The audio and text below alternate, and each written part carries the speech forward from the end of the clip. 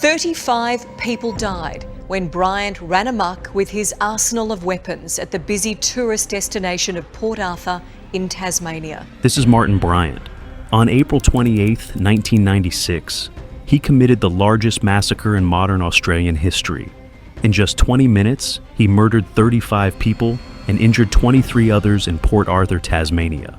His attack was so devastating that it forever changed Australia's gun laws. Port Arthur was a peaceful historic site in Tasmania. Thousands of tourists visited the ruins of the old colonial prison every year. It was considered a safe place, family-friendly, perfect for an autumn Sunday. No one imagined that this day would become the scene of one of the country's worst tragedies. Sunday, April 28th, dawned sunny and calm. Hundreds of visitors toured the historic site. Families with children, elderly couples, foreign tourists. Everyone was enjoying a normal day, until Martin Bryant arrived at the Broad Arrow Cafe. It was approximately 11:45 a.m. when Bryant entered the cafe carrying a large sports bag. He ordered food, sat down, and ate quietly. No one noticed anything strange. He was just another tourist. But inside that bag, he carried an AR-15 semi-automatic rifle with high-capacity magazines. Another rifle, an FNFAL, remained hidden in his yellow Volvo parked outside. After finishing his meal, Bryant pulled out the AR-15. Without saying a word, he began shooting. The first shots hit a couple of Malaysian tourists who were eating nearby. Then he turned methodically and continued shooting at everyone present. People screamed, ran, hid under tables. But the cafe was small, and there was no escape. Bryant shot with lethal precision. In less than 90 seconds, he killed 20 people and seriously injured 12 others inside the cafe and the adjacent gift shop area. The scene was chaotic.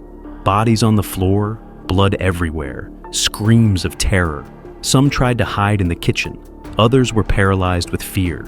Bryant simply reloaded and kept shooting. The witnesses who survived described the scene as something out of a horror movie. A woman tried to protect her daughter under a table. Both were hit. An elderly man tried to reason with Bryant, asking him why he was doing this. Bryant shot him without answering. There was no logic, no reason, just indiscriminate death. After emptying several magazines in the cafe, he went outside to the parking lot. There he continued his attack. He shot at people trying to flee in their vehicles. A woman and her 2 young daughters were killed when they tried to hide behind a tree.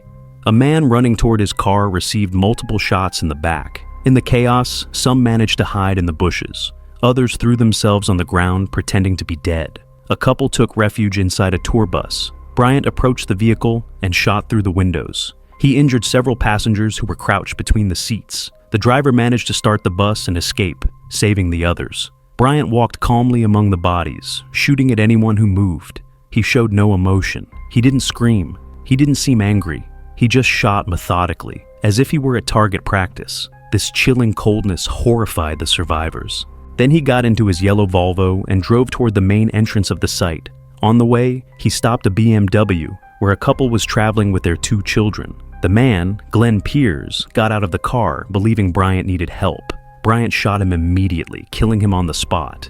He then forced Glenn's girlfriend, Zoe Hall, into his Volvo. He kidnapped her and continued driving, leaving her boyfriend's body on the road. Bryant arrived at a nearby gas station. There he shot and injured a woman, then forced the employee to hand over the money from the register. He then drove to a guest house called Seascape Cottage. It was a place he knew well. The owners, David and Noeline Martin, had been his neighbors. When he arrived, he executed them both inside the house. By then, the police had already been alerted. Multiple calls reported shootings at Port Arthur, but no one yet understood the magnitude of what was happening. The first units that arrived at the cafe found a nightmare scene. Injured people everywhere, dead in positions where they had tried to protect themselves, total panic. Bryant barricaded himself in Seascape Cottage. Zoe Hall, the woman he had kidnapped, was with him inside. The police surrounded the house. A tense siege began that would last more than 18 hours. During that time, Bryant repeatedly shot at the officers. At some point during the siege, Zoe Hall was killed, though the exact circumstances remain unclear. Her body was later found inside the burning cottage. Inside the house, Bryant alternated between shooting through the windows and remaining silent. The police tried to negotiate, but he barely responded. He made no demands. He didn't explain his motives. He just shot occasionally and waited. Finally, in the early morning of April 29th, Bryant set fire to the house. The flames consumed the structure quickly. When the fire became unbearable, he emerged from the burning building with severe burns on his back and buttocks. The police arrested him immediately. He was alive, but badly injured. The final toll was devastating. 35 dead, 23 injured. Among the victims were small children, elderly people, foreign tourists, entire families destroyed. Port Arthur, a place of history and beauty, was now synonymous with tragedy. But who was Martin Bryant? What led him to commit such an atrocity? Martin Bryant was born on May 7, 1967, in Hobart, Tasmania. From an early age, he showed developmental problems. He had severe learning difficulties and was diagnosed with a below-average IQ. At school, he was constantly bullied. Other children called him dumb and excluded him from everything. His parents, Maurice and Carlene Bryant, struggled to understand and help him. Martin had outbursts of anger for no apparent reason. He was socially awkward, unable to read basic social cues. He had no friends. He spent hours alone, obsessed with guns and violent video games. As he grew older, his behavior became more concerning. He tortured animals. He made disturbing comments about violence. His neighbors considered him strange, and many avoided him. But he never received adequate psychiatric treatment. His parents protected him, minimized his problems. At 16, he dropped out of school. He couldn't hold a steady job. Any criticism or rejection enraged him. He developed an obsessive fascination with firearms. He spent hours talking about different types of rifles and pistols. He constantly visited gun shops, although at that time he had no money to buy them. Employees remembered him as someone disturbing, who asked too many questions about firepower and ammunition. In 1987, he met Helen Harvey, a millionaire woman much older than him. Helen became his only friend and substitute mother figure. She left him a considerable inheritance when she died in a car accident in 1992. Some speculated that Bryant had caused the accident, but nothing was ever proven. With the inherited money, Bryant lived without working. He traveled frequently, bought expensive things, but remained socially isolated. His father, Maurice, was worried about him. He told friends he feared Martin would do something terrible someday. In 1993, Maurice Bryant committed suicide. After his father's death, Martin became even more withdrawn. He became obsessed with famous massacres, especially the Dunblane Massacre in Scotland, which occurred just a month before Port Arthur. He collected articles about mass shootings. He bought weapons and ammunition in alarming quantities. During the trial, Bryant initially pleaded not guilty, but the evidence was overwhelming. Witnesses identified him. His car was found at the scene. The weapons were registered in his name. He finally changed his plea to guilty on all charges. The psychiatrists who evaluated him did not reach a clear consensus. What everyone agreed on was that Bryant had severe intellectual disabilities and significant personality disorders. However, he was not found to be clinically insane. He understood what he was doing. He lacked empathy and had planned the attack in advance. It was not a spontaneous outburst. It was premeditated. Judge Will Cox sentenced him to 35 life sentences, one for each life he took, without the possibility of parole. It was the most severe sentence ever imposed in Tasmania. Bryant was sent to Risdon Maximum Security Prison, where he remains to this day in a special wing separated from other prisoners. But the impact of Port Arthur went far beyond Bryant's punishment. The massacre deeply shocked Australia. Prime Minister John Howard, who had taken office just 6 weeks earlier, made a historic decision. 12 days after the massacre, Howard announced radical reforms to gun laws. He banned semi-automatic rifles and semi-automatic shotguns. He implemented a mandatory buyback program where the government acquired and destroyed more than 650,000 firearms. He established strict requirements for licenses, registries, and secure storage.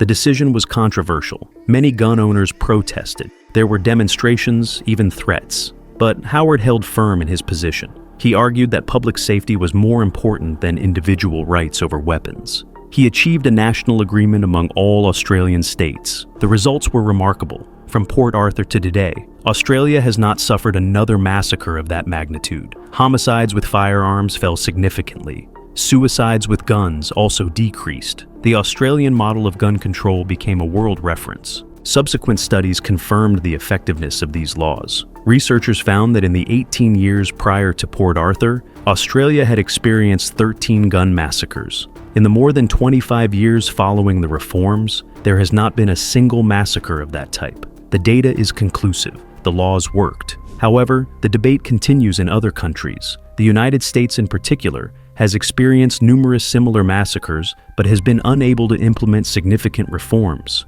Many experts point to Australia as an example that change is possible when there is political will. Howard himself has said that his greatest achievement as Prime Minister was having the courage to act quickly after Port Arthur. Port Arthur permanently changed Australia's relationship with guns. Before 1996, the laws were relatively lax. Afterward, they became the strictest in the developed world. And most Australians support those laws, precisely because they remember what happened at Port Arthur. For the survivors and the families of the victims, the trauma never goes away. Many suffer from post-traumatic stress decades later. Some could never return to Port Arthur. The historic site reopened, but it has a memorial garden where the names of the 35 deceased are inscribed. Every anniversary, the Tasmania community gathers to remember. Not to glorify the tragedy, but to honor those who lost their lives. To ensure their names are not forgotten. To keep alive the memory of why Australia changed its laws. Martin Bryant, now 57 years old, remains in prison. He has gained considerable weight and his mental health has deteriorated. He rarely receives visits. He lives in isolation, separated from other prisoners for his own safety. Over the years, he has made contradictory comments about the massacre, sometimes denying his participation, other times showing total indifference. He has never truly explained why he did it. He has never shown genuine remorse. For the victims and their families, that lack of answers is especially painful. They want to understand what went through Bryant's mind that day, but they probably never will. The Port Arthur Massacre remains the worst in Australian history. It is a dark reminder of what can happen when mental health systems fail, when warning signs are ignored, when weapons fall into the wrong hands. But it is also a story of how a nation can respond to tragedy with decisive action. Australia chose public safety over individual freedom to own military weapons. And that decision has saved countless lives since then. In Port Arthur, time has not erased the pain. The scars remain. But alongside the pain, there is also determination. The determination that it will never happen again. That the 35 lives lost that day were not in vain. That their legacy is a safer country for future generations. Martin Bryant will be remembered as one of Australia's most ruthless killers. But more importantly, Port Arthur will be remembered as the turning point that transformed Australia. The day a nation said never again and truly meant it.